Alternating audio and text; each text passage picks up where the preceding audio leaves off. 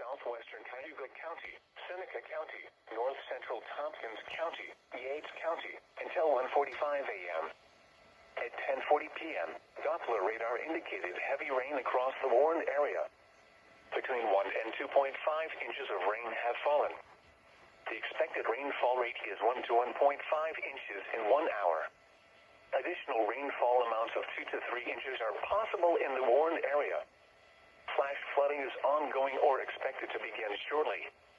Hazard: flash flooding caused by heavy rain. Source: radar. Impact: flash flooding of small creeks and streams, urban areas, highways, streets and underpasses, as well as other poor drainage and low-lying areas. Some locations that will experience flash flooding include Auburn, Seneca Falls, Waterloo, Penn Yan, Dundee, Romulus, Owasco, Senate, Starkey, Benton, Fleming, Covert, Locke, Genoa, Ledyard, Potter, Middlesex, Moravia, Montezuma, and Union Springs. Move to higher ground now. Act quickly to protect your life.